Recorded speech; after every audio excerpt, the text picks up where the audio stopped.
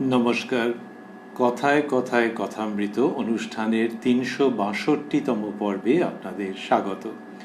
আপনারা এই অনুষ্ঠান দেখছেন প্রাণারাম বাংলা ইউটিউব চ্যানেলে। ঘোষণা একটি আছে, সেটি হচ্ছে এই, আগেও আমরা সেটি করেছি, যে এরপর থেকে কি হবে, যে আপনারা যে অনুষ্ঠান দেখবেন তাতে সপ্তাহে ৭ দিনই এই কথায় কথায় কথামৃত অনুষ্ঠানটি প্রচারিত হবে রাত্রি ৯টার সময় প্রাণারাম বাংলা ইউটিউব চ্যানেলে। সেটা কবে থেকে? সেটা হবে আগামী যে রবিবার, সেই রবিবার থেকে এটি বলবৎ হবে। অর্থাৎ সামনের শনিবারে যেমন হলো কথায় কথায় কথামৃত, তার পরের দিন রবিবার, সেই দিনও রাত্রি ৯টায় থাকবে কথায় কথায় কথামৃত। আর শ্রী শ্রী মায়ের উপরে আধারিত যে মূল্যবান অনুষ্ঠানটি শ্রী শ্রী মায়ের কথা, যেটি রবিবার করে আগে সম্প্রচারিত হতো, সেটি সামনের রবিবার থেকে বদল হবে সময় সেটির, এবং সেটি শনিবার দিন সন্ধে ৬টার সময় সম্প্রচারিত হবে কোষ্ঠীপাথর প্রাণারাম ইউটিউব চ্যানেল থেকে। তারিখের হিসাবে যদি আমরা ভাবি, ১০ই জুলাই শনিবার দিন, সেই দিন সন্ধে ৬টায় কোষ্ঠীপাথর প্রাণারাম ইউটিউব চ্যানেলে শ্রী শ্রী মায়ের কথা অনুষ্ঠান শুরুর সময় সন্ধ্যা ৬টা। আর আজ থেকে পরপর রোজই কথায় কথায় কথামৃত অনুষ্ঠান এই প্রাণারাম বাংলা ইউটিউব চ্যানেলে, এবং এটি শুরুর সময় রাত্রি ৯টা। এই ঘোষণাটির সঙ্গে সঙ্গে আমরা প্রবেশ করব শ্রী শ্রী রামকৃষ্ণ কথামৃততে, যেখানে আমরা গত শনিবারে ছিলাম এবং আজকেও সানন্দে অবস্থান করব ১৪ই ডিসেম্বর ১৮৮৪ প্রসঙ্গে, যেদিন শ্রীরামকৃষ্ণ উপস্থিত হয়েছিলেন স্টার থিয়েটারে। ঐতিহাসিক ঘটনা। ছিলেন শ্রীযুক্ত গিরিশচন্দ্র ঘোষ মহাশয়। শ্রীরামকৃষ্ণকে বিশেষভাবে তিনি শ্রদ্ধার সঙ্গে আপ্যায়ন করেছেন, এবং শ্রীরামকৃষ্ণ প্রহ্লাদ চরিত্র অভিনয় দেখতে এসেছিলেন। সেই অভিনয়ের সময় ঠাকুর শ্রীরামকৃষ্ণের কীরকম প্রতিক্রিয়া হয়েছিল, সেগুলি কথামৃতকার শ্রীযুক্ত মহেন্দ্রনাথ গুপ্ত বা শ্রীম বা মাস্টার মহাশয় কথামৃততে বিবৃত করেছেন, আমরা শ্রবণ করেছি। তারপরে শ্রীযুক্ত গিরিশ ঘোষ মহাশয় তিনি ঠাকুর শ্রীরামকৃষ্ণের সঙ্গে কথা বলছিলেন। সেই জায়গাটিতে আমরা ছিলাম গত শনিবার।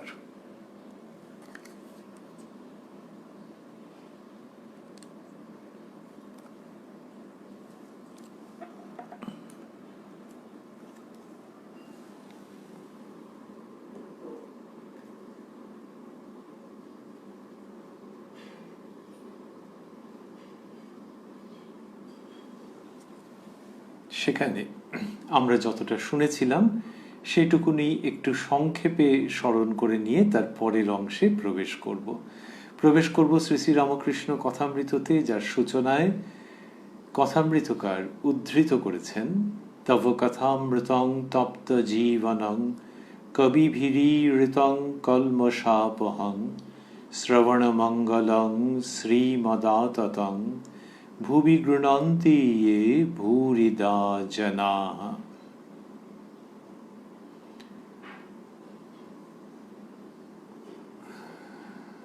শ্রীরামকৃষ্ণের সঙ্গে যখন গিরিশ বাবুর কথা হচ্ছিল, তখন গিরিশ বাবু বলেছিলেন, আমরা এটি শনিবারে শুনেছি, যে মহাশয়, আমি কিন্তু ঠিক বুঝেছি তিনি সব করছেন। এইটি বলাতে ওই ভাবটিকে তো শ্রীরামকৃষ্ণ কত মান্যতা দেন, কিন্তু আমি ঠিক বুঝেছি এই জায়গার থেকে যেন প্রসঙ্গটিকে আর একটু সংশোধিত উপায়ে বা সংশোধিত রূপে নিয়ে আসার জন্য শ্রীরামকৃষ্ণ বলছেন, আমি বলি, মা আমি যন্ত্র তুমি যন্ত্রী, আমি জড় তুমি চেতয়িতা, যেমন করাও তেমনি করি, যেমন বলাও তেমনি বলি। যারা অজ্ঞান, শ্রীরামকৃষ্ণ বলছেন, যারা অজ্ঞান তারা বলে কতক আমি করছি, কতক তিনি করছেন। এটি বললেন শ্রীরামকৃষ্ণ। বলে তিনি গিরিশবাবুকে ওটি বোঝাচ্ছেন যে আমার এই বোধ হয়ে গেছে, আমি বুঝেছি, এইভাবে বলাটা সুসঙ্গত হচ্ছে না। এই যে জায়গাটি পর্যন্ত শুনেছি, শ্রীরামকৃষ্ণ কত স্নেহের সঙ্গে, প্রেমের সঙ্গে এই শিক্ষা প্রদান করছেন।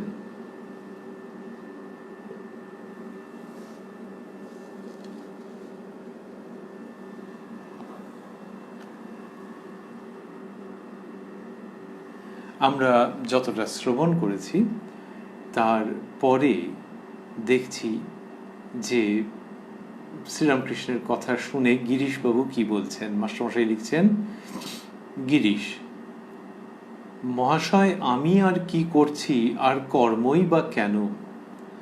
শ্রীরামকৃষ্ণ, না গো, কর্ম ভালো। জমি পাট করা হলে যা রুইবে তাই জন্মাবে, তবে কর্ম নিষ্কাম ভাবে করতে হয়। এই কথা বললেন শ্রীরামকৃষ্ণ। বলে পরমহংসের প্রসঙ্গে তিনি আসবেন। তাহলে এখানে কি বলছেন? এখানে বলছেন যে নাগু কর্ম ভালো। গিরিশবাবু যখন বলছেন মহাশয় আমি আর কি করছি, আর কর্মই বা কেন, ওই যে তিনি একটু লজ্জিত হয়েছেন, ঠাকুর শ্রীরামকৃষ্ণ যেভাবে সংশোধন করে দিয়েছেন প্রসঙ্গটিকে, যে তার নিজের মনে হয় যে মাই সমস্ত করছেন, বস্তুত শ্রীরামকৃষ্ণ তো সেইভাবেই বলেন। তখন এই যে গিরিশবাবু একটু লজ্জিত হয়ে যেন এরকমভাবে বলছেন যে মহাশয় আমি আর কি করছি, আর কর্মই বা কেন। তার উত্তরে শ্রীরামকৃষ্ণ বলছেন, না গো, কর্ম ভালো। জমি পাট করা হলে যা রুইবে তাই জন্মাবে, তবে কর্ম নিষ্কামভাবে করতে হয়। তার মানে ওই কর্মের যে জায়গাগুলো, কর্ম যেটুকুনি করণীয় ছিল সেটা যখন হয়ে যায়, তখন সেইখানে ভক্তি বলো, জ্ঞান বলো, সাধনা বলো, এই সব কিছুর যথাযথ অভ্যাস হতে পারে ওই কর্মের জায়গাটুকুনি কেটে গেলে। তা সেইটি বললেন যে জমি পাট করা হলে যা রুইবে তাই জন্মাবে। জমি পাট করা হচ্ছে, এই যে জমি পাট করা হচ্ছে তার মানে লেভেল করা হচ্ছে, তাহলে সেখানে তো আঘাত করা হচ্ছে, সেই আঘাতটা রয়েছে। এবার যখন জমি পাট করা হয়ে যাচ্ছে, তখন শুদ্ধ হয়ে যাচ্ছে, পরিষ্কার পরিচ্ছন্ন হয়ে যাচ্ছে, তখন যা রুইবে মানে যা রোপণ করবে তাই জন্মাবে। তেমনি এই কর্মের জায়গাগুলো যখন কেটে যাবে, এবং সেইগুলো কেটে যাওয়ার মধ্যে নানান রকমের আছে, তো লোকে বলে সুখ দুঃখ, আসলে সবগুলোই ভোগ, কেউ কেউ বলেন সবটাই দুর্ভোগ। যে শুধুই যদি নিরন্তর সুখ হতো তাহলে তো ঠিক ছিল, সুখ আবার দুঃখ এরকম। তা ওই জমি পাট করা হচ্ছে, এইবার যা রুইবে তাই হবে, অর্থাৎ এইবার সাধন পথে অগ্রসর হতে পারবে, বাধা অনেক কমে যাবে। এটা বললেন যে কর্ম ভালো, শুধু সেই কর্মের মধ্যে খেয়াল রাখতে হবে, সতর্ক থাকতে হবে যে কর্ম আবার নতুন করে যেন বন্ধনের সৃষ্টি না করে। শ্রীরামকৃষ্ণ সেটি বোঝাচ্ছেন যে যে কর্ম তুমি করবে, অর্থাৎ যেটুকুনি কর্ম বাকি আছে, যেটুকুনি কর্মের সম্পর্কে তোমার একটা দায়িত্ববোধ রয়েছে, এই যেটুকুনি কর্ম তুমি করবে সেটুকুনি সতর্ক হয়ে করবে, এটি শ্রীরামকৃষ্ণ বলছেন।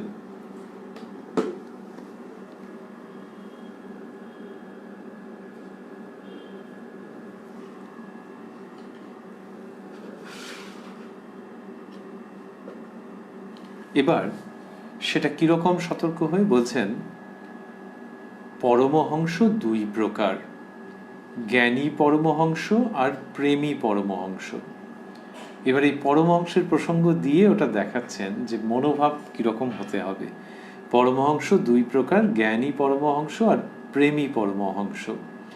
যিনি জ্ঞানী তিনি আপ্তসার, আমার হলেই হলো। আমার হলেই হলো কথাগুলি উদ্ধৃতি চিহ্নের মধ্যে মাস্টারমশাই দিয়েছেন।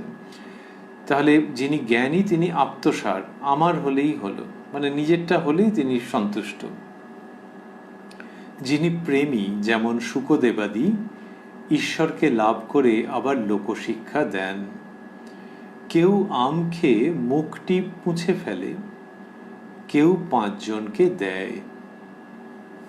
কেউ পাতকুয়া খুঁড়বার সময় ঝুড়ি কোদাল আনে, খোঁড়া হয়ে গেলে ঝুড়ি কোদাল ওই পাতকোতেই ফেলে দেয়। কেউ ঝুড়ি কোদাল রেখে দেয় যদি পাড়ার লোকের কারুর দরকার লাগে। শুকদেবাদি পরের জন্য ঝুড়ি কোদাল তুলে রেখেছিলেন। গিরিশের প্রতি তুমি পরের জন্য রাখবে। অর্থাৎ এই যে কর্ম করছো, এই কর্ম নিষ্কামভাবে করবে, আর এই যে কর্ম করছো তার ফলে যে ঈশ্বরের দিকে তুমি এগোচ্ছ, এই পদ্ধতিটা, এই যে তোমার যাত্রাপথ, এটা যেন থাকে লোকের গোচরে। তোমার যে ঈশ্বরের প্রতি, ঈশ্বরের অভিমুখে যে যাত্রা, সেটা যেন লোকে জানতে পারে। জানতে পারলো না এরকম যেন না হয়। বললেন যে জ্ঞানী পরমহংস, প্রেমী পরমহংস। তার মধ্যে প্রেমী পরমহংসের উদাহরণ দিলেন যে কেউ আম খেয়ে মুখটি পুঁছে ফেলে, কেউ 5 জনকে দেয়। সেই রকম প্রেমী পরমহংস তিনি কি করছেন, যে বস্তু প্রাপ্ত হয়েছেন, যে পথে প্রাপ্ত হয়েছেন তার সন্ধান, এই বিশেষ করে যে পথে বস্তু লাভ করেছেন তার সন্ধান 5 জনকে দিচ্ছেন। সেইটি শ্রীরামকৃষ্ণ বলছেন যে প্রেমী পরমহংসের স্বভাব। এবং সেখানে বললেন কেউ পাতকুয়া খুঁড়বার সময় ঝুড়ি কোদাল আনে, খোঁড়া হয়ে গেলে ঝুড়ি কোদাল ওই পাতকোতেই ফেলে দেয়। তাহলে কেউ ওই যে আম খেয়ে 5 জনকে দিচ্ছেন, আর কেউ এরকম করছেন। তাহলে ওই যে পাতকুয়া খোঁড়া হচ্ছে, যেটা পাতকুয়া খোঁড়বার সময় ঝুড়ি কোদাল এই সমস্ত লাগছে, প্রচুর এফার্ট দিতে হচ্ছে। দিয়েটিয়ে যখন জলের সন্ধান পাওয়া গেল তখন খুব আনন্দ। আর এই ঝুড়ি কোদালগুলো কি হবে, দেওর মধ্যে ফেলে দেবে। আগেকার দিনের উদাহরণ, কিন্তু বোঝার পক্ষে খুব সুবিধে, যে তখন তো আর ওই জল দূষিত হবে কি না এটা নিয়ে অতটা কেউ ভাবতো না, কিন্তু ওই যে ফেলে দিল, হায় হায় হায়, অন্য লোকের কাজে লাগতো তো। শ্রীরামকৃষ্ণ বলছেন কেউ ঝুড়ি কোদাল রেখে দেয় যদি পাড়ার লোকের কারুর দরকার লাগে। তাহলে ঝুড়ি কোদাল যা দিয়ে মাটি খুঁড়তে হবে, পথ করে নিতে হবে, জল পাওয়া যাবে, তেমনি যে পদ্ধতি প্রকরণের সাহায্যে সেই অমৃত লাভ হবে সেগুলি তুমি রেখে দিও। শ্রীরামকৃষ্ণ এইভাবেই বলছেন। তাকে বললেন গিরিশবাবুকে শুকদেবাদি পরের জন্য ঝুড়ি কোদাল তুলে রেখেছিলেন। মহাভক্ত, মহাজ্ঞানী শুকদেব, তার জীবন তো মানুষে জানতে পারছে। তা সেই তিনি ভাগবত শাস্ত্র এই যে রচিত হচ্ছে, তাহলে কি হলো, যে সেটি মানুষ জানতে পারছে। সেটা তিনি জনকল্যাণে করলেন, মানুষের মঙ্গলের জন্য করলেন, যে আমার হয়ে গেল আমটি খেয়ে মুখটি পুছে, ওরকম নয়। গিরিশবাবুকে বলছেন যে, মাস্টারমশাই লিখছেন গিরিশের প্রতি তুমি পরের জন্য রাখবে। এইটা কত বড় একটা ভার যেন তিনি দিচ্ছেন গিরিশবাবুর উপরে। গিরিশবাবুর পরবর্তীকালের জীবনের থেকে দেখা যাচ্ছে যে তিনি হয়তো খুব বেশি সেই নিয়ে বলেননি, তার ঈশ্বর লাভের প্রসঙ্গ কিন্তু, বা তার ঈশ্বর লাভের পন্থা প্রকরণ, কিন্তু তার জীবন দেখে মানুষ অবাক হয়ে গেছেন, অনুপ্রাণিত হয়েছেন, আকৃষ্ট বোধ করেছেন ঈশ্বরীয় ভাবের প্রতি। যখন এইটি বললেন যে গিরিশবাবুর প্রতি যে তুমি পরের জন্য রাখবে, তখন গিরিশবাবু বলছেন, মাস্টারমশাই লিখছেন, গিরিশ আপনি তবে আশীর্বাদ করুন। শ্রীরামকৃষ্ণ তুমি মার নামে বিশ্বাস করো, হয়ে যাবে। গিরিশ আমি যে পাপী। শ্রীরামকৃষ্ণ যে পাপ সর্বদা করে সে শালাই পাপী হয়ে যায়।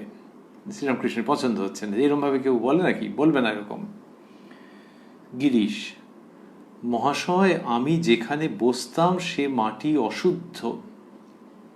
শ্রীরামকৃষ্ণ সে কি, 1000 বছরের অন্ধকার ঘরে যদি আলো আসে, সে কি একটু একটু করে আলো হয়, না একেবারে দপ করে আলো হয়? গিরিশ আপনি আশীর্বাদ করলেন। শ্রীরামকৃষ্ণ তোমার যদি আন্তরিক হয় আমি কি বলবো, আমি খাই দাই তার নাম করি। এ এক অদ্ভুত ঘটনা ঘটছে। গিরিশবাবু যখন শ্রীরামকৃষ্ণের কাছে প্রার্থনা করছেন, আমরা রয়েছি 14ই ডিসেম্বর 1884 একটি ঐতিহাসিক মুহূর্তের সাক্ষী হয়ে। গিরিশবাবু যখন প্রার্থনা করছেন যে আপনি তবে আশীর্বাদ করুন, ঠাকুর প্রথমে বললেন তুমি মার নামে বিশ্বাস করো, হয়ে যাবে। গিরিশবাবু বললেন আমি যে পাপী। শ্রীরামকৃষ্ণ বিরক্ত হচ্ছেন, অনুমোদন করছেন না, বলছেন যে পাপ সর্বদা করে সে শালাই পাপী হয়ে যায়। গিরিশবাবু আরও বলছেন নিজের জায়গাটা, নিজের অন্ধকার জীবনের প্রসঙ্গ যেন, মহাশয় আমি যেখানে বসতাম সে মাটি অশুদ্ধ। শ্রীরামকৃষ্ণ সে কি? 1000 বছরের অন্ধকার ঘরে যদি আলো আসে সে কি একটু একটু করে আলো হয় না একেবারে দপ করে আলো হয়? গিরিশবাবু মুহূর্তের মধ্যে হৃদয়ঙ্গম করছেন যে ঠাকুর শ্রীরামকৃষ্ণ এই আলোর প্রসঙ্গে নিজের কথাই বলছেন, যে তোমার কত অন্ধকার আছে গো মনের মধ্যে। ওই যে উনি বলেছেন যে যেখানে বসতাম মাটি অশুদ্ধ হয়ে যেত, বলছেন তোমার কত অন্ধকার আছে গো, এই তো আলো এসে গেছে, আমি এসেছি। তিনি তো আমি বলছেন না, কিন্তু গিরিশবাবুর বুঝতে তিল মাত্র বিলম্ব হচ্ছে না।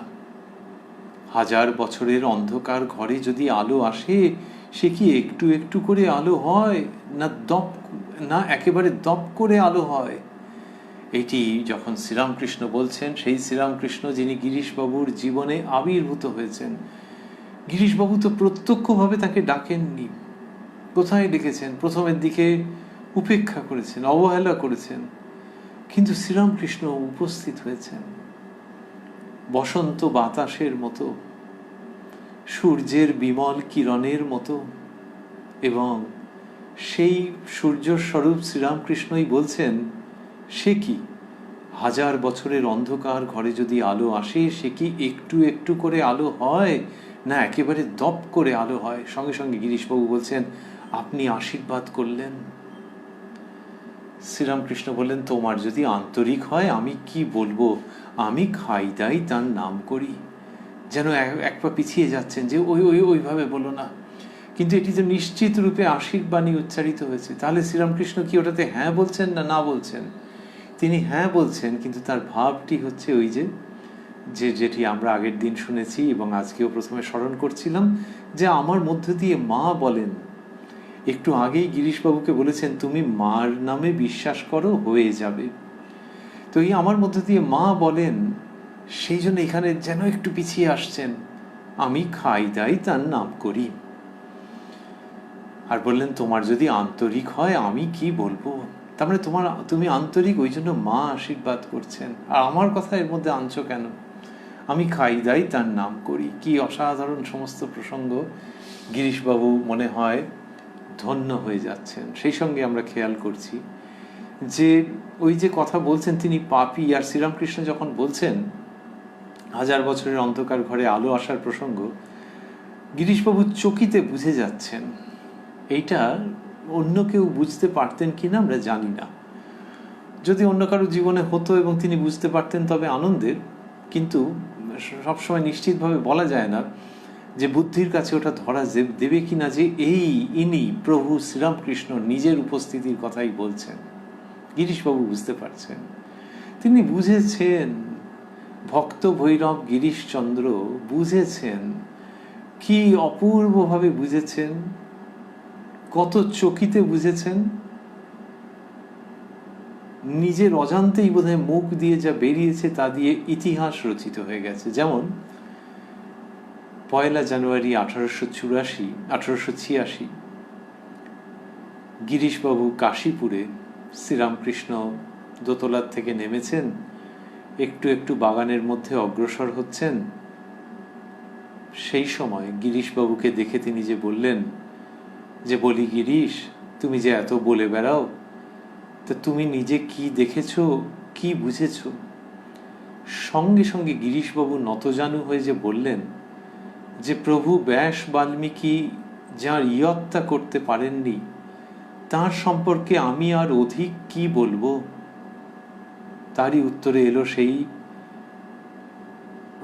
ইতিহাস সৃষ্টিকারী অধ্যাত্ম বাক্য, আমি আর কি বলবো, আশীর্বাদ করি তোমাদের চৈতন্য হোক। শ্রীরামকৃষ্ণের শ্রীমুখ থেকে এলো সেটি। গিরিশবাবু ওই যে বললেন, ব্যাস বাল্মীকি যাঁর ইয়ত্তা করতে পারেননি, সেটি কাকে?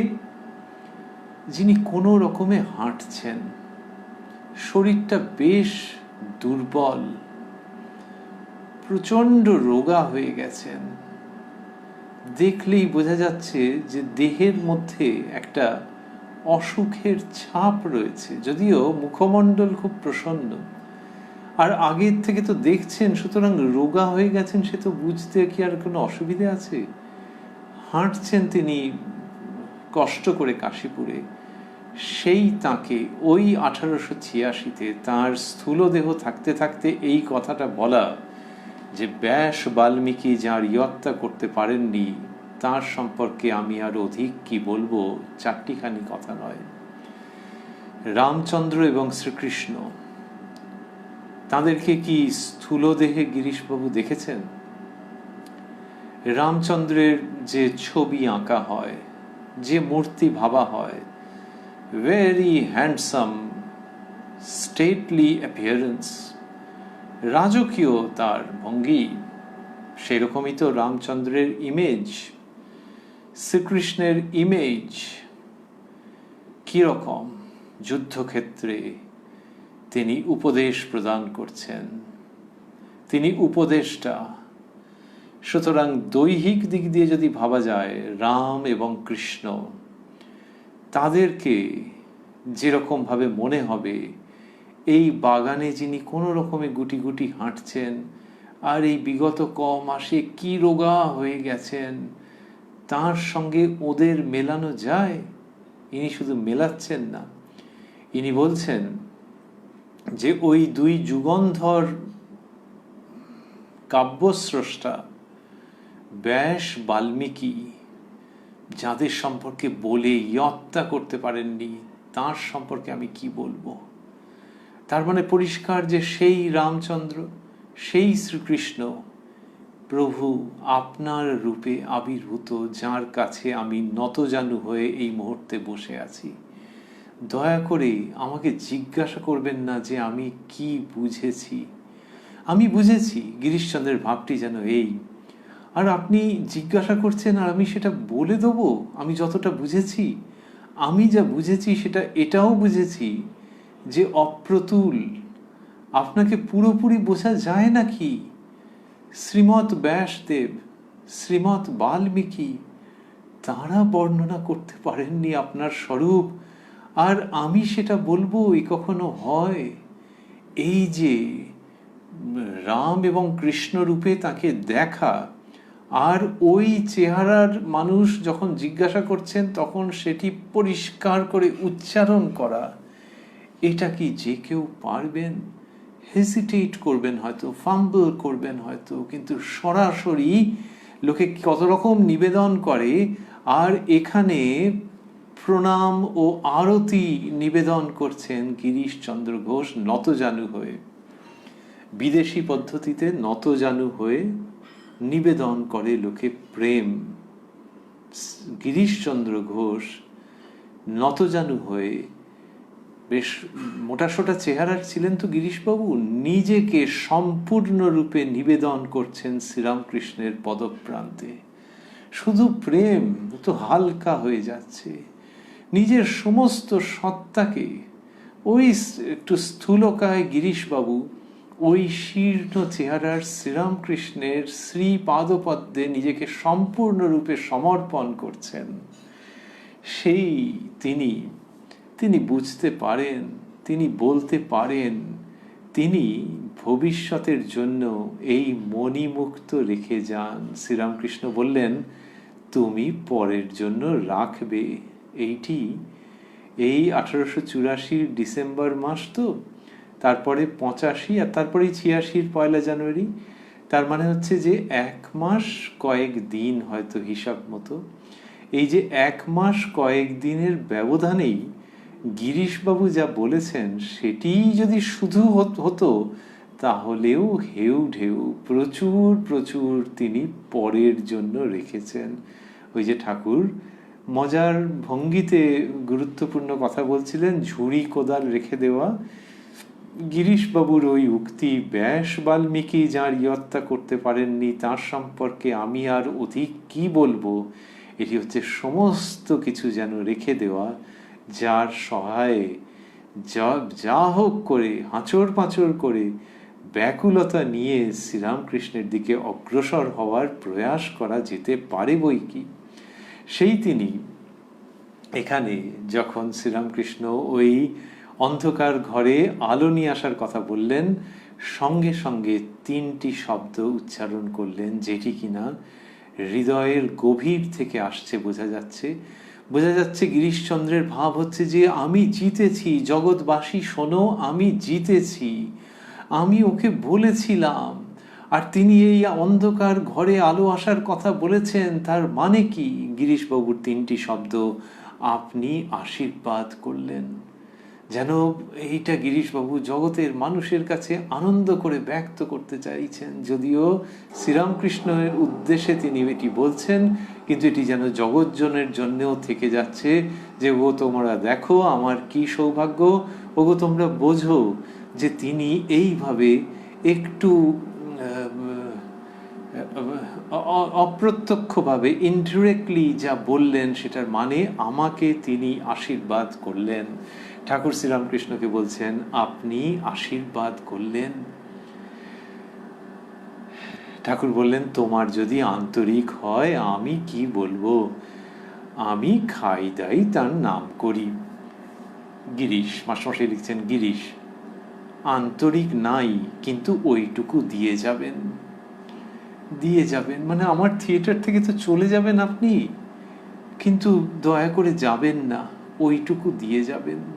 এই যে মাস্টারমশাই ঠাকুর বলেছেন তোমার যদি আন্তরিক হয়, তা গিরিশবাবু বলছেন যে না, আমি এটা বারবার সাবমিট করছি যে আমার কোথায়, আমার কি স্বীকৃতি আছে, আমি কি করেছি, সেই জন্য আন্তরিক যে বললেন না, ওখানে আবারও সবিনয় প্রার্থনার জায়গার থেকে নিবেদন করছি, ওইটি বলছেন আন্তরিক নাই কিন্তু ওইটুকু দিয়ে যাবেন। ওই যে আপনি অন্ধকার ঘরের কথা বললেন না, সমস্ত দেহ আলোক স্নাত হয়ে গেল, সমস্ত অন্তর আলোয় আলোয় ধৌত হয়ে গেল, ওইটা দিয়ে যাবেন।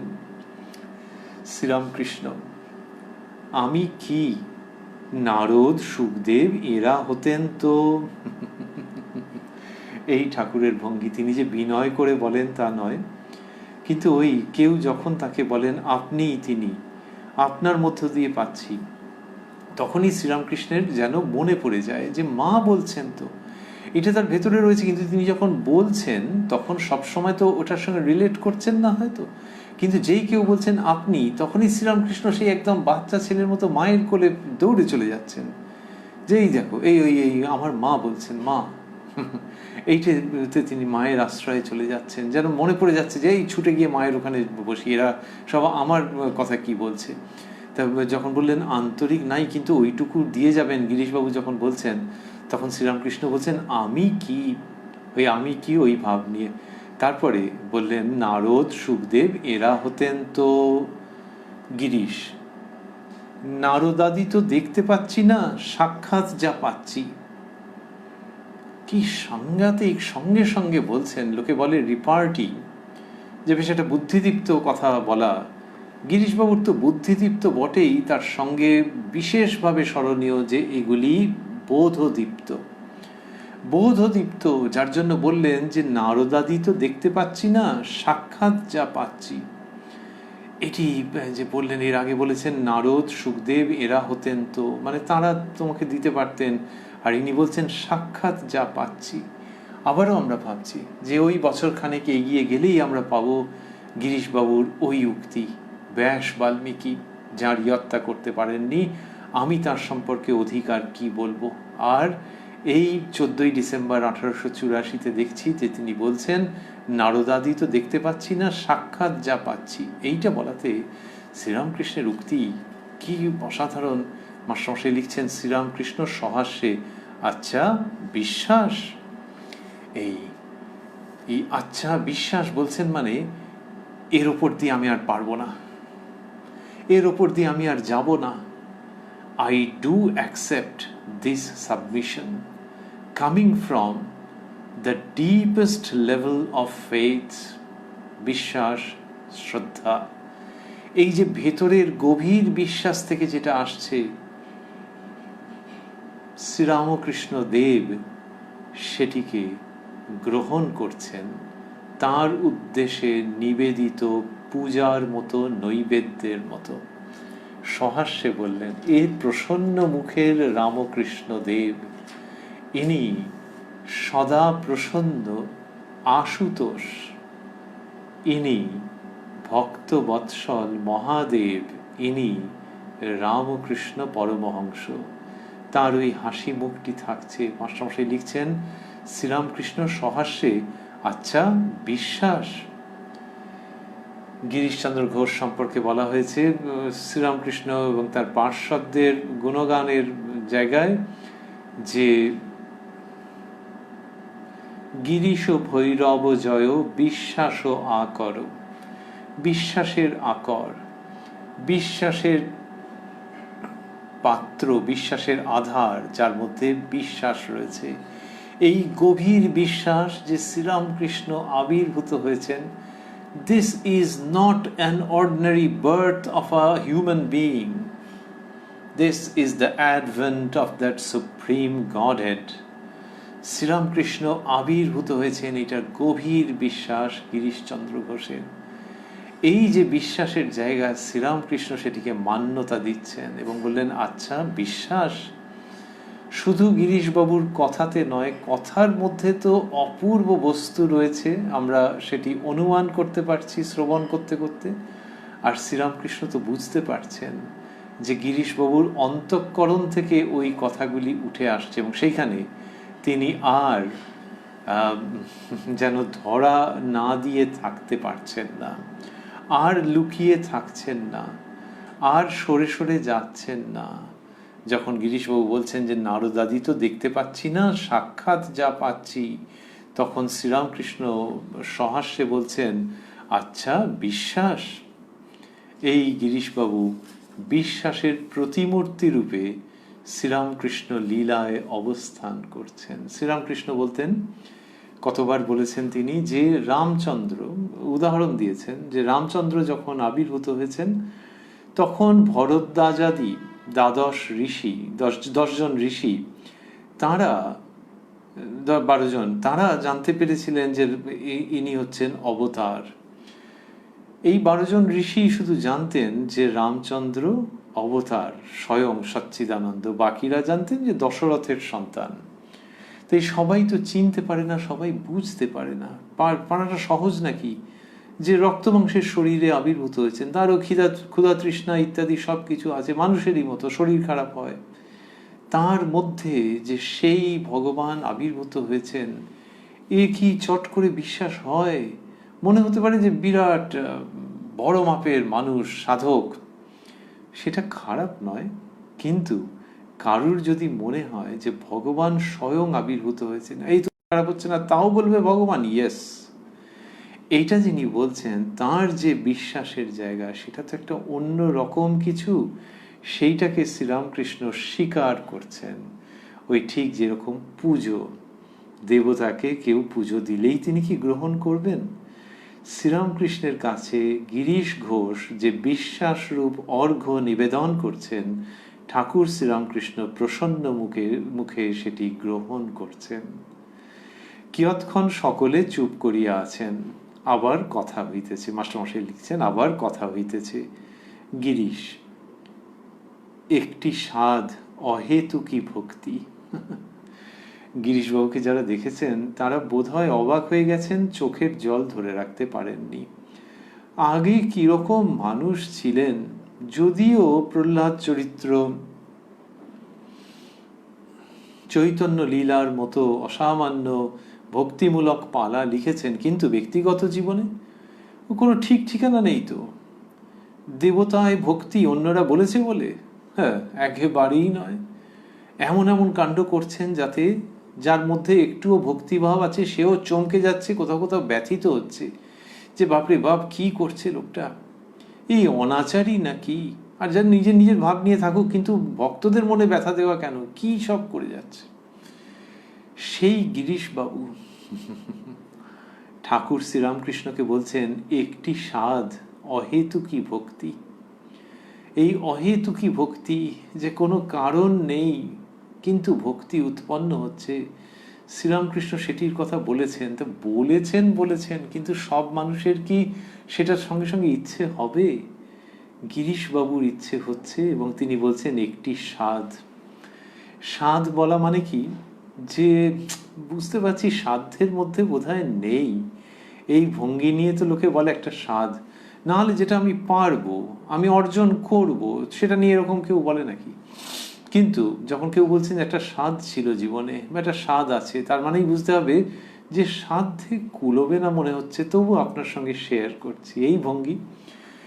আর এখানে হচ্ছে শুধু শেয়ার করা নয়, যাকে তিনি নারদ সুখদেবের মতো করে দেখছেন, সেই তার কাছে নিবেদনও থাকছে। তো খুব প্রেমপূর্ণ নিবেদন, প্রার্থনা, আবদার। একটি সাধ অহেতুকী ভক্তি।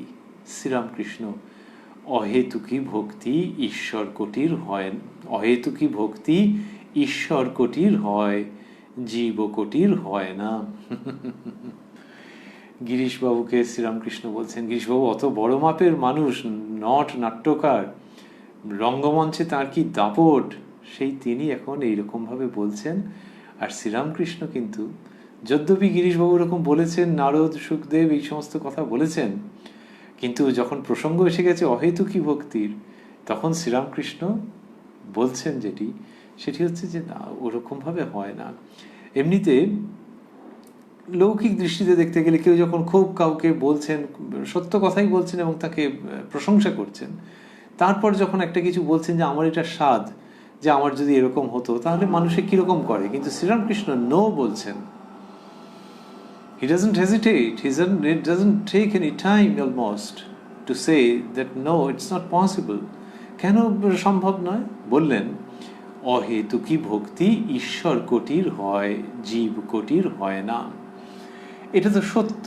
সুতরাং গিরিশ যেই হোক, গিরিশ যাই ভেবে থাকুক এখানকার সম্পর্কে, এটা জানা শ্রীরামকৃষ্ণের মনোভাব। কিন্তু যখন ওই অহেতুকী ভক্তির কথা বললো, তখন অবস্থানটা বলবো তো তাকে কেন শুধু শুধু ওরকম ভাবে স্তোক বাক্যের মতো সান্ত্বনা দেবো নাকি? শ্রীরামকৃষ্ণ বলছেন অহেতুকী ভক্তি ঈশ্বর কোটির হয়, জীব কোটির হয় না। সকলে চুপ, মাস্টারমশাই লিখছেন, সকলে চুপ করিয়াছেন, ঠাকুর আন মনে গান ধরিলেন, দৃষ্টি ঊর্ধ্ব দিকে। কি ভঙ্গিমাটিকে ফোটাচ্ছেন মাস্টারমশাই, যে অন্যমনস্ক হয়ে গান ধরেছেন আর দৃষ্টি ওপরের দিকে, ঊর্ধ্ব দৃষ্টি হয়ে ঠাকুর গান গাইছেন। এমনিতেই ঠাকুরের গানের গলা অসাধারণ ছিল। মনে হয় বর্ণনায় যা আছে যে তিনি যখন গাইতেন, লোকেরা যারা আশেপাশে আছে তারা তো শুনতেনই, গাছপালা কীটপতঙ্গ যারা, তারাও উৎকর্ণ হয়ে থাকতো, এবং ওই ঊর্ধ্বাকাশও বুঝি খুব শুনতে চাইতো। বায়ুর মধ্য দিয়ে হোক, যেভাবেই হোক, যে শব্দ সেটি যেন শোনা যায়। বিজ্ঞানের প্রসঙ্গ এখানে আনবো না আমরা, কিন্তু ভাবতে ইচ্ছে করে যে সুনীল আকাশও যেন শ্রীরামকৃষ্ণের কণ্ঠস্বর শোনার জন্য উৎকর্ণ হয়ে থাকত। সেই শ্রীরামকৃষ্ণ গান ধরেছেন। মাস্টারমশাই লিখছেন, সকলে চুপ করিয়াছেন, ঠাকুর আন মনে গান ধরিলেন, দৃষ্টি ঊর্ধ্ব দিকে, শ্যামাধন কি সবাই পায়, কালীধন কি সবাই পায়, অবোধ মন বোঝে না এ কি দায়, শিবেরই অসাধ্য সাধন মন মজানো রাঙা পায়, ইন্দ্রাদি সম্পদ সুখ তুচ্ছ হয় যে ভাবে মায়, সদানন্দ সুখে ভাসে শ্যামা যদি ফিরে চায়, যোগীন্দ্র মুনীন্দ্র ইন্দ্র যে চরণ ধ্যানে না পায়, নির্গুণে কমলাকান্ত তবু সে চরণ চায়, শ্যামাধন কি সবাই পায়, কালীধন কি সবাই পায়। শ্রীরামকৃষ্ণ এই গান গাইছেন। সাধক কবি কমলাকান্তের গানের মধ্যেই রয়েছে তার নাম স্বাক্ষরের মতো করে, এবং সেখানেই বলা হচ্ছে অবোধ মন বোঝে না একই দায়। মনকে বলছেন কমলাকান্ত যে শ্যামাধন কি সবাই পায়, কালী ধন কি সবাই পায়? শিবেরই অসাধ্য সাধন মন মজানো রাঙা পায়। আর মন তুমি তাকে পেতে চাইছো, তবে দাঁড়াও আর একটু কথা আছে। ইন্দ্রাদি সম্পদ সুখ তুচ্ছ হয় যে ভাবে মায়, সদানন্দ সুখে ভাসে শ্যামা যদি ফিরে চায় মানে একটু যদি আর চোখে মা তাকায়, তাহলেই সদানন্দ সুখে ভাসে। মায়ের একটু অপাঙ্গ দৃষ্টিপাত, তাতেই এটি হয়। সদানন্দ সুখে ভাসে শ্যামা যদি ফিরে চায়। তারপরে যে ওই মাকে পাওয়ার যে ব্যাপারটা, সেটা যে কিরকম কঠিন, তবে কি জানো একটু বলার আছে। সব কঠিন বললে সবটা হলো না। যোগীন্দ্র মুনীন্দ্র ইন্দ্র যে চরণ ধ্যানে না পায়, নির্গুণে কমলাকান্ত তবু সে চরণ চায়। এইটি ঠাকুর গাইছেন। ওই যে গিরিশবাবুকে বলেছেন যে ঈশ্বর কোটির হয়, জীব কোটির হয় না, বাট ওয়েট মাই সান, গানের কথা তুমিও শোনো আমিও শুনি, নির্গুণে কমলাকান্ত তবু সে চরণ চায়। কি অপূর্ব জায়গায় শ্রীরামকৃষ্ণ নিয়ে যাচ্ছেন, যে যেন বাচ্চা ছেলেকে হাত ধরে নিয়ে যাচ্ছেন। গিরিশবাবু আমরা বলছিলাম মোটা সোটা চেহারা, কিন্তু এই বাচ্চা ছেলে সেই রকম ভাবে শ্রীরামকৃষ্ণ নিয়ে যাচ্ছেন। যখন বাচ্চায় যখন হাঁটে, তখন হাঁটতে হাঁটতে হাঁটতে হাঁটতে আস্তে আস্তে দাঁড়িয়ে গেল, হাঁটতে পারছে। তারপরে কি হয়, তারপরে বাবা মা অনেক সময় করেন কি, যে এবার তাকে একটু লম্বাও হতে হবে, বাচ্চা ছেলে হোক মেয়ে হোক, এক্ষেত্রে বাচ্চা ছেলেই ভাবছি, যে একটা কিছু দেখালেন, কোথাও একটা রড রয়েছে হয়তো, সেখানটা বললেন এটা ধর দেখি, বা নিজেই হাতে করে রইলেন। তখন সে হাতটা উঁচু করছে ধামাস করে একবার পড়ে গেল, আবার তাকে আদর করে তুললেন, তুলে বললেন এটা ধর দেখি, একটু উঁচু আছে যাতে তার কষ্ট না হয়, কিন্তু এই করতে করতে একটু হাইট গেইন করে যাবে, এরকম করে বেশ দাঁড়ানোটাও শক্তপোক্ত হবে, আর একটু উঁচু জায়গায় সেটা গেইন করে যাবে। নির্গুণে কমলাকান্ত তবু সে চরণ চায়। ওই যে উচ্চতাটা রয়েছে, সেইটা নির্গুণে কমলাকান্ত, মায়ের সন্তান, মায়ের উপরে একান্ত নির্ভরশীল অবোধ সন্তান। অবোধ মন বোঝে না একই দায়, তো সেটি যার, সেই অবোধ সন্তান, তাকে যেন একটু হাইট দেখানো হচ্ছে। শ্রীরামকৃষ্ণ সেইটা দেখাচ্ছেন, যে আর একটু চেষ্টা করে দেখো না। সেই জায়গাটা রয়েছে, যাকে কিনা একটু আগেই বলেছেন যে জীবকোটির হয় না, তাকেই কিন্তু গানের মধ্য দিয়ে, যে কালে নির্গুণে কমলাকান্ত লিখেছেন তিনি নিজের কথা, নির্গুণে কমলাকান্ত তবু সে চরণ চায়। তাহলে এই উচ্চতা গিরিশের কাছে সেইটি তিনি পরিবেশন করছেন গানের মধ্য দিয়ে। এবং গান যারা শুনছেন তারা শুনছেন, আর গিরিশবাবু কিভাবে বুঝছেন, অন্যরা কি বুঝেছেন আমরা তো জানি না, কিন্তু গিরিশবাবুর কথা লিখছেন, মাস্টারমশাই লিখছেন, গিরিশ নির্গুণে কমলাকান্ত তবু সে চরণ চায়। He has picked up the exact clue. Sri Ramakrishna সঙ্গীতের মধ্য দিয়ে যে ক্লু রেখে দিচ্ছেন, যে সন্ধান রেখে দিচ্ছেন, সূত্র সন্ধান রেখে দিচ্ছেন, গিরিশবাবু সেটিকে খুঁজে পেতে, শনাক্ত করতে, গ্রহণ করতে কোনো ভুল করছেন না। যার জন্য গানের ওই শেষ পংক্তিটি বললেন, নির্গুণে কমলাকান্ত তবু সে চরণ চায়। তার মানে এই নির্গুণে গিরিশচন্দ্র, তবু সে শ্রীরামকৃষ্ণ চরণ চায়। আমরা রয়েছি উদ্বোধন কার্যালয়ে প্রকাশিত শ্রী শ্রী রামকৃষ্ণ কথামৃতের 714 পৃষ্ঠায়। রয়েছি 14 ডিসেম্বর 1884 অমৃত প্রসঙ্গে স্টার থিয়েটারে শ্রীরামকৃষ্ণের পূত সান্নিধ্যে।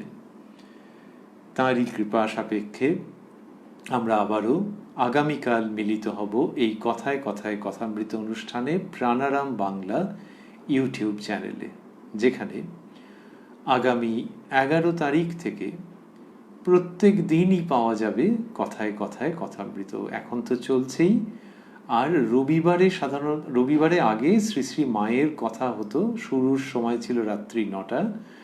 এখন থেকে কি হবে, এই যে কথামৃত যেভাবে চলছে ঠাকুরের কৃপা সাপেক্ষে, সেইভাবেই রবিবারটিতেও চলবে। আর শ্রী শ্রী মায়ের কথা সম্প্রচারিত হবে কষ্টিপাথর প্রাণারাম ইউটিউব চ্যানেলে শনিবার দিন, শুরুর সময় সন্ধে 6টা। তাহলে মাসে আরো 4টি শ্রী শ্রী রামকৃষ্ণ কথামৃত অনুষ্ঠান যেন বেড়ে গেল। কথায় কথায় কথামৃতের আরো 4টি বা 5টি, যে মাসে যে কটি রবিবার আছে তার উপরে নির্ভর করে সেই সংখ্যাটি বেড়ে গেল।